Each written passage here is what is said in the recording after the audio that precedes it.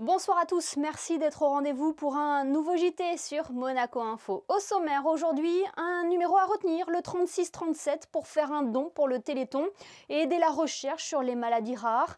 La 34e édition est touchée de plein fouet par l'épidémie de coronavirus, mais les organisateurs appellent à la mobilisation. Nous en parlerons avec la présidente de la FM Téléthon, Laurence Thiénot-Herman. Puis nous ferons plus ample connaissance avec le nouveau directeur général du Fairmont Monte-Carlo. Pierre-Louis Renoux a été nommé le 15 novembre dernier. Nous évoquerons avec lui son parcours, sa vision du marché touristique et ses objectifs pour les mois à venir. Dans ce journal également, suite et fin de notre série de reportages consacrés aux femmes exerçant leur profession au sein de la sûreté publique. Et puis nous vous emmènerons sur les toits de la Principauté, non pas pour admirer le panorama, mais pour découvrir les installations solaires. Mais avant cela, rejoignons notre premier invité. Il s'agit de la présidente de l'AFM Téléthon. La 34e édition débute sous fond de crise sanitaire et perturbe l'organisation de l'événement, je le précise, qui reste maintenu. Bonsoir Laurence Thiénot-Herman. Bonsoir. La Covid-19 touche cette année malheureusement de plein fouet l'organisation du Téléthon. Oui, il est clair que le contexte sanitaire est tellement difficile, tellement particulier que toutes les animations qui sont habituellement organisées sur le terrain, alors il faut savoir qu'il y a partout environ 20 000 points d'animation, 12 000 communes qui participent au Téléthon, 250 000 bénévoles. Tout ça, ça représente 40% de la collecte du Téléthon. Évidemment, ces animations sont dans leur grande majorité aujourd'hui empêchées. Elles se sont transformées, réinventées, il y a eu beaucoup de créativité, elles se sont beaucoup digitalisées. Et puis, on espère tellement que toute la population sera en rendez-vous pour faire le 36-37 ou téléthon.fr pour ce téléthon, que la générosité du terrain va se transformer en générosité en télématique ou sur Internet. En tout cas, on l'espère vraiment très, très fort. Laurence Thiénot-Herman, vous venez de le dire, beaucoup d'animations sur le terrain ont été annulées, certaines ont pu être maintenues, c'est le cas ici. À Monaco, Christine Datomel a rencontré Muriel Aguiardi, elle est coordinatrice de la FM Téléthon, ici même en Principauté. On se retrouve juste après Laurence. Pendant 2 soirs, nous vous demandons de vous mettre à 19h30 sur les balcons. Et si vous souhaitez faire un don, vous mettez une petite lumière et ça matérialisera votre promesse de don. Normalement, des drones passeront filmer les quartiers et nous verrons les quartiers qui sont les plus illuminés. Voilà. Alors, on peut mettre une bougie, on allume la lumière du balcon, comment ça se passe? Bougie, lumière du balcon, votre iPhone. Vous pouvez télécharger aussi la musique du Téléthon, qui est téléchargeable sans livre de doigts sur Internet, mettre un petit peu de musique. Et le tout, c'est que pendant une demi-heure, on fasse flamber ce Téléthon. Mobilisation ici même donc à Monaco, mais avec moins d'animation sur le terrain. Est-ce que vous craignez tout de même une baisse des dons cette année en raison du contexte actuel, Laurence ? Nous craignons une baisse des dons, mais je reste aussi confiante parce que je pense que la population et tous ceux qui participent habituellement au Téléthon sera à nos côtés, d'abord parce que le mot impossible ne fait pas partie de notre vocabulaire et tous ceux qui nous accompagnent, je pense, sont dans cette dynamique, parce qu'aussi le Téléthon, c'est le combat des familles et que toutes les familles s'y retrouvent. 33 ans après, je pense que là aussi, tous ceux qui sont à nos côtés constatent qu'il y a des résultats. Et puis, je pense que tout le monde a compris aussi qu'à partir des maladies rares, on développe des connaissances, on développe de nouvelles pistes thérapeutiques qui peuvent s'appliquer aux maladies fréquentes. Et c'est, je dirais, un argument de plus pour que ceux qui même n'étaient pas présents à nos côtés lors des précédents Téléthons le soient pour le Téléthon 2020. Justement, où en est la recherche sur les maladies rares ? On a vraiment fait des pas de géant et 2020, alors que c'est l'année dans un contexte terrible, c'est aussi une année historique pour le Téléthon. Historique pourquoi? Parce que, et on le verra pendant ces 30 heures de Téléthon, on verra des enfants, des bébés, il y en a plus d'une trentaine aujourd'hui en France qui ont été traités par un médicament de thérapie génique qui utilise une technologie qui est née au sein du laboratoire Généton. Et donc, ces bébés, aujourd'hui, on va les voir, on en verra certains pendant ces 30 heures, renaissent à la vie. On se bat tellement tous les jours pour ça. Je suis présidente, mais je suis maman. J'avais un fils unique concerné par une maladie rare qui m'a quittée il y a quelques années. Et donc, de voir aujourd'hui des résultats et surtout de voir aujourd'hui des enfants, des bébés qui ont pu être traités avec une efficacité waouh de ces traitements. Voilà, ça nous émeut terriblement. La thérapie innovante a donné plus d'espoir aux malades, elle leur a offert une espérance de vie plus longue? Oui, tout à fait. Et puis, c'est une thérapie, notamment cette thérapie génique, hein. C'est un transporteur biologique qui transporte le gène médicament dans la cellule et dans les cellules malades. Et cette thérapie génique, on a investi énormément de moyens issus du Téléthon dans cette thérapie génique et Généthon en est vraiment le fer de lance. Et aujourd'hui, on voit son application dans cette maladie rare qui est la myotrophie spinale de type 1. On voit aussi son application dans une autre maladie rare qui est la myopathie myotubulaire. Et mieux que cela encore, on voit son application dans des maladies beaucoup plus fréquentes comme le cancer. Et ben, tout cela, c'est issu de cette thérapie génique qui est née dans les laboratoires du Téléthon et qui a été conçue par des chercheurs financés par le Téléthon. Donc, c'est une vraie fierté pour notre association, pour le Téléthon. Ça doit l'être pour nos donateurs fidèles. Et encore une fois, pour ceux qui ne le sont pas, qui n'ont pas encore donné, vraiment, c'est important de nous accompagner dans cette aventure dont on voit aujourd'hui les résultats. On rappelle le numéro à composer pour faire un don ce week-end, Laurence, pour le Téléthon, un site internet également. Tout à fait, 3637 ou téléthon.fr. Et en espérant que la générosité soit au rendez-vous. Merci beaucoup, Laurence Thienot-Herman, d'avoir été notre invitée ce soir. Merci à vous. Dans le reste de l'actualité, nous sommes le 4 décembre, jour de la Sainte-Barbe. Frédéric Hélion. L'archevêque de Monaco, Monseigneur David, a présidé sa première messe de la Sainte-Barbe, la patronne du corps des sapeurs-pompiers de Monaco. Une traditionnelle messe en présence du prince Albert II, du ministre d'État Pierre Dartout, de nombreuses hautes personnalités de la principauté et des autorités militaires françaises. Cette année, en raison des mesures sanitaires rendant l'église Saint-Nicolas trop petite, cette célébration a eu lieu exceptionnellement à la cathédrale de Monaco. Le compte à rebours avant Noël a débuté. La Société des Bains de Mer a installé ses illuminations pour les fêtes de fin d'année. Du 6 décembre au 6 janvier, la place du Casino revêt ses habits de fête et de lumière avec un majestueux sapin et de nombreuses illuminations et décorations. Il se murmure même, Émilie, que le Père Noël viendra faire une apparition sur la place du Casino. Nous resterons attentifs alors. Dans un tout autre domaine, la Commission supérieure des comptes a remis son rapport public annuel 2019 au prince souverain.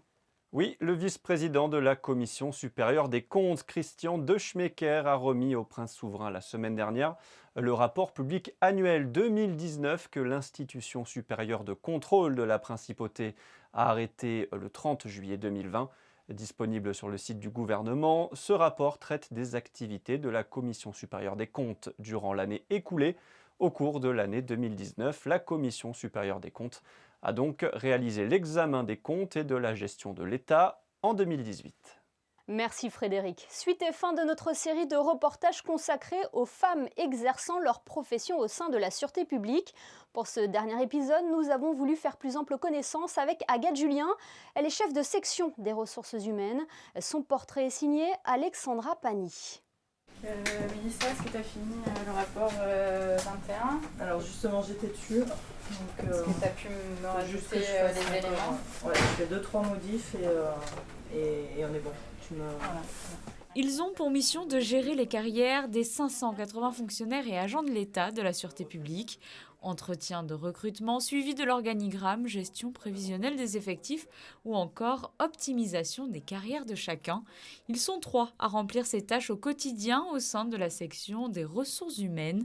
Agathe Julien est aujourd'hui à la tête de ce service, un rôle qui nécessite compréhension et écoute. Ils viennent régulièrement nous poser des questions sur leur carrière et leur futur surtout. J'aime le contact humain, j'aime travailler avec les gens, j'aime les aider, faire des études sur les carrières, tout ça, ça me plaît énormément. Avec son diplôme de BTS d'assistante de direction, Agathe Julien intègre son premier poste dans la sûreté publique au service de simple police.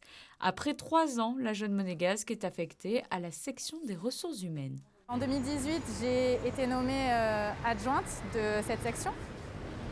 Et cette année, j'ai présenté une validation des acquis d'expérience où j'ai obtenu un master en gestion des ressources humaines. Et par la suite, j'ai été J'ai été nommée donc, à la tête de la section. Une nomination qui vient récompenser l'implication d'Agathe dans la gestion de carrière du personnel. C'est vrai que depuis peu, les femmes ont atteint des postes à responsabilité. Ma chef de division est une femme, donc c'est sûr qu'il y a beaucoup d'avancées depuis quelques années. Une année 2020 particulièrement riche pour la nomination de femmes au sein de postes à responsabilité à la sûreté publique. Voilà pour ce 10e portrait, mais sachez que 88 femmes travaillent au sein de la sûreté publique, un effectif qui ne cesse de s'étoffer depuis ces dernières décennies. Je vous propose d'écouter le directeur de la sûreté publique, Richard Marangoni, est au micro d'Alexandra Pani. Cette année a été une année un petit peu spéciale, puisque non seulement nous avons eu des promotions, mais ça je dirais c'est courant, mais nous avons eu des promotions sur des postes à haute responsabilité, de chef de division, puisque nous avons eu 2 éléments féminins qui ont été nommés sur un poste de chef de la division de police maritime aéroportuaire et une autre sur chef de division de l'administration de l'information. Nous ne sommes pas encore sur une parité, puisque vous avez vu que les effectifs ne sont pas encore semblables, mais nous sommes sur une égalité. C'est-à-dire qu'aujourd'hui, les femmes exercent exactement et dans les mêmes conditions les mêmes prérogatives, les mêmes responsabilités qu'un homme. Et je m'en réjouis parce que, bien sûr, c'est très complémentaire. Donc, non seulement elles nous apportent beaucoup dans ce cadre-là, elles exercent de vrais commandements, elles dirigent des équipes, et des équipes parfois importantes, où elles ont de vraies spécialités, au même titre que les hommes, avec des responsabilités qui sont fortes. Et bien sûr, je pense que dans l'avenir, ça se développera encore. Et cette symbiose fera que la sûreté publique sera toujours beaucoup plus efficace et à l'écoute des problèmes de la société. Leur nombre augmentera encore, c'est nécessaire et ça sera naturel. Et puis un jour, pourquoi pas, et ça arrivera sûrement, une femme accédera sans aucun doute aux plus hautes fonctions au sein de la sûreté publique.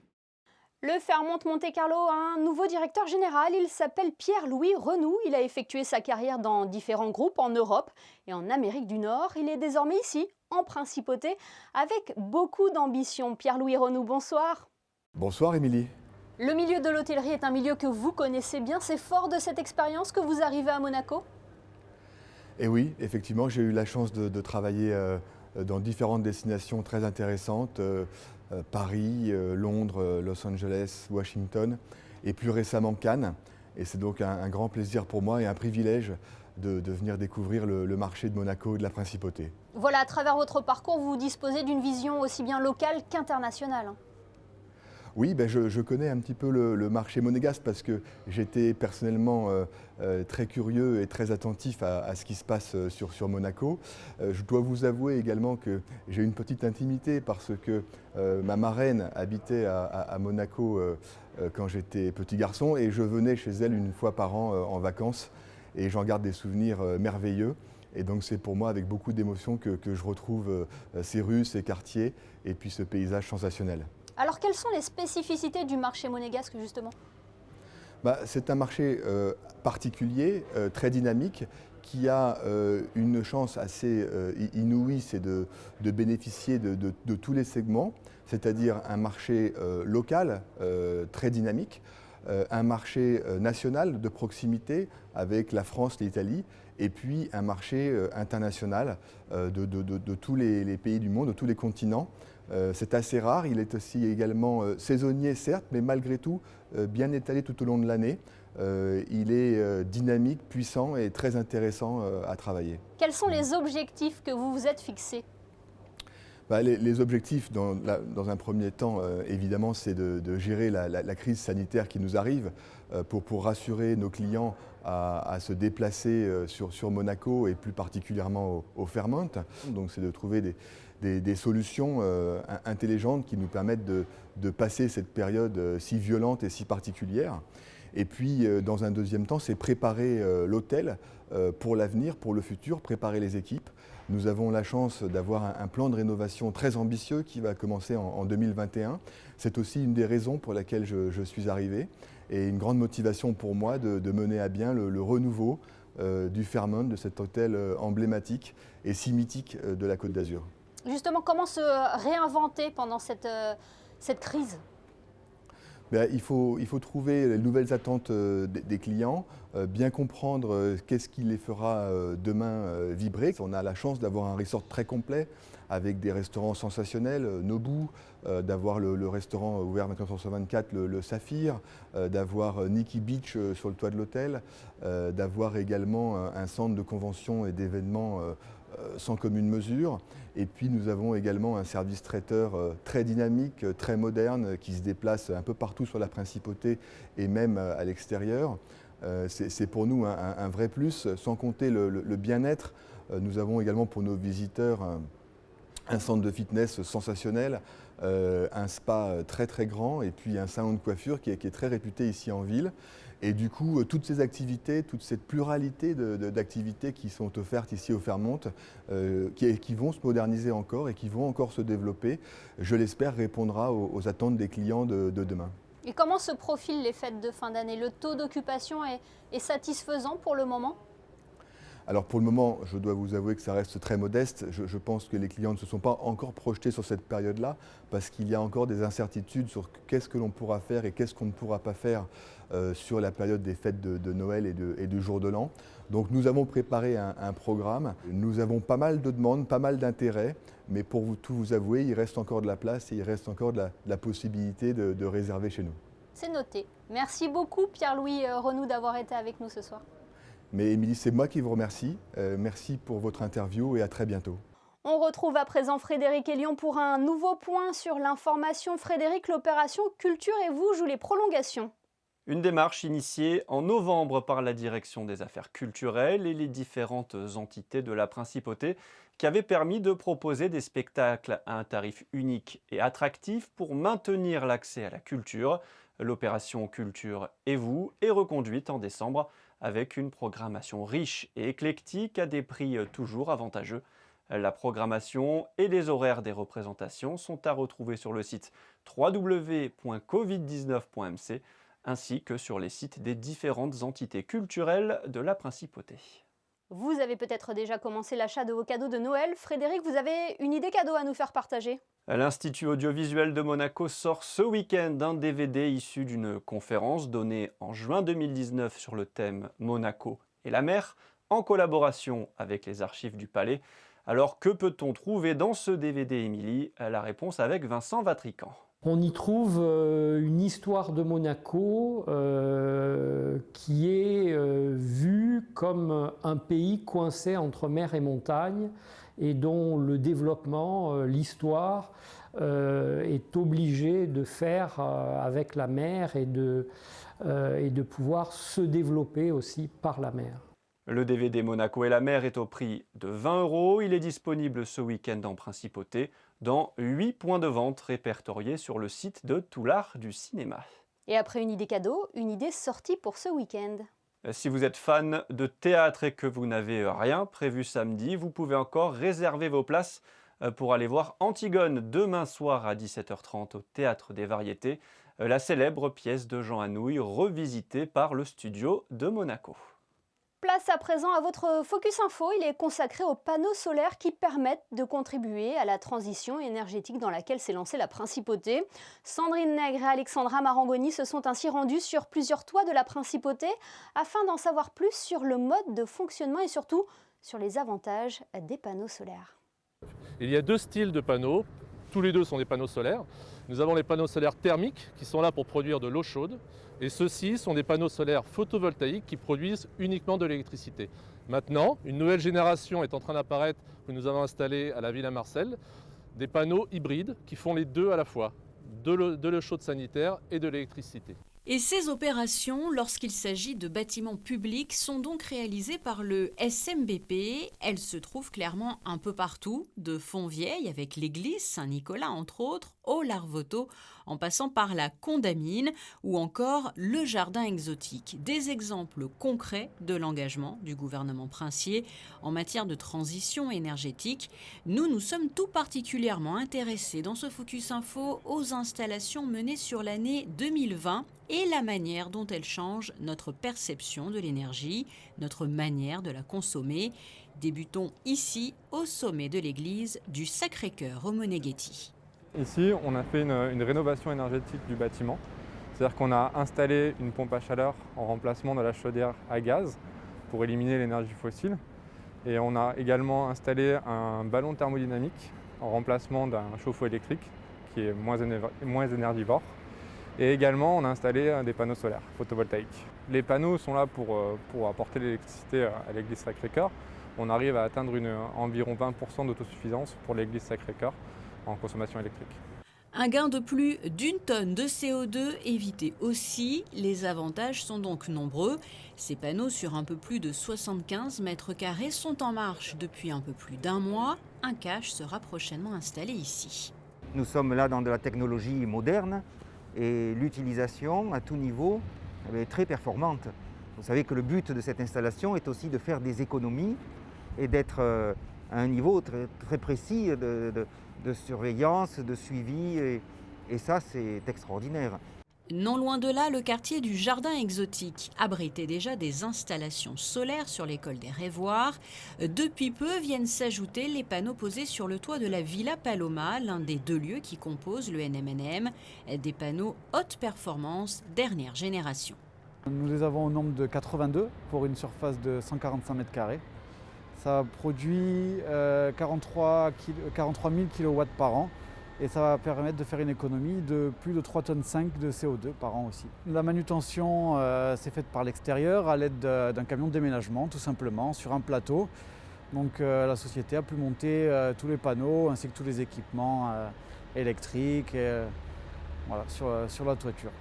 Et avant justement de pouvoir faire ce type d'installation, certains détails doivent être vérifiés. Exposition du soleil, ombre procurée par ce qui entoure le bâtiment. Ici, pour pallier la particularité due à ces drapeaux, des optimiseurs ont été posés pour maximiser le rendement. Un peu plus bas, l'école de la Condamine où 69 modules sur 113 mètres carrés sont désormais opérationnels. La particularité de ces panneaux photovoltaïques, c'est qu'ils sont d'une teinte verte. On a choisi cette teinte avec l'urbanisme pour qu'il s'intègre parfaitement au quartier de la Condamine et surtout au cours des écoles. Toute la production qui est créée sur cette toiture est injectée dans l'école. Lorsque l'école ne suffit plus à prendre cette production, c'est injecté dans le reste du bâtiment de l'îlot 1 Condamine, c'est-à-dire ça peut être potentiellement le théâtre des variétés, l'académie de musique, le parking de la Condamine, tout ça est injecté dans le lieu où on se trouve. Nous avons mis en place certaines attitudes auprès des utilisateurs, certaines pratiques qui permettent d'économiser de l'énergie. Et plus on économise cette énergie, plus les panneaux photovoltaïques rendent autonomes les bâtiments et donc permettre d'autosuffire nos bâtiments à hauteur, par exemple d'ici, de 16% de l'énergie consommée. De l'autre côté de la Principauté, sur les hauteurs de Roqueville, le photovoltaïque, vous le voyez, est aussi d'actualité au foyer de l'enfance Princesse Charlène. Au Larvoto, la société monégasque des eaux figure sur la liste des bâtiments où des panneaux haute performance dernière génération ont pu être installés, 136 précisément. Ça va nous permettre à l'année de pouvoir produire plus de 65 000 kW et éviter ainsi 5,4 tonnes de CO2, voilà, qui n'est pas négligeable. Donc effectivement, il y a une portée aussi très environnementale.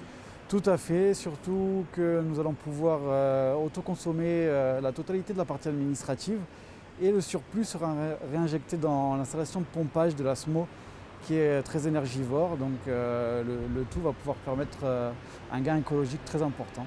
Surveillance, maintenance, nettoyage pour une performance toujours optimale. Sachez d'ailleurs que lorsque le ciel est nuageux, cette performance diminue, mais les moyennes sont justement faites sur l'année pour mesurer les productions réalisées grâce au soleil méditerranéen. Le soleil qui balaie d'ailleurs le quartier de Fontvieille où les exemples sont multiples. Après la présentation au souverain en début d'année du dispositif installé sur la caserne des sapeurs-pompiers, nous pouvons découvrir les panneaux situés juste à côté sur le toit de l'église Saint-Nicolas pour une autosuffisance à 100%. Non loin de là, autre exemple concret avec l'école de Fontvieille. La pose des panneaux solaires est donc un exemple majeur de la politique environnementale menée par la principauté sous l'impulsion du prince Albert II. Élément essentiel en lien direct avec ces panneaux, la centralisation des informations de production. Il y a une GTC regroupe toutes les informations des installations techniques d'un bâtiment. Et là, en l'occurrence, pour le photovoltaïque, nous regroupons toute la production, tout l'état des onduleurs, de fonctionnement des onduleurs, pour savoir s'ils fonctionnent correctement, pour savoir si chaque panneau fonctionne correctement, et surtout pour compter cette énergie produite, réinjecter et savoir la quantifier sur la globalité de la principauté de Monaco. En 2019, nous avons mis 730 mètres carrés de panneaux photovoltaïques. Cette année, nous finissons l'année avec plus de 930 mètres carrés. Et pour 2021, nous avons le projet de plus de 2300 mètres carrés de photovoltaïque. Voilà pour ce plan ambitieux pour contribuer à la transition énergétique du pays. Avant de refermer ce journal, un mot sur les prévisions météo. Une amélioration est-elle prévue pour ce week-end, Frédéric ? Malheureusement non, Émilie. La matinée sera encore très nuageuse samedi, puis le ciel se couvrira encore plus dans l'après-midi, ce qui signifie pluie et averses. Le thermomètre affichera 6 degrés le matin et 8 l'après-midi. Le soleil se lèvera à 7h47 pour se coucher à 16h55. Samedi 5 décembre, nous fêterons les Géraldes. Merci Frédéric et merci à vous de nous être fidèles chaque soir sur Monaco Info. Rendez-vous demain pour une nouvelle édition où nous recevrons notamment le défenseur de l'AS Monaco, Benoît Badiachil, pour évoquer ensemble la bonne première partie de saison des Rouges et Blancs. On se quitte en photo avec les illuminations de la Société des Bains de Mer, photo signée Michael Alési. À demain sur Monaco Info.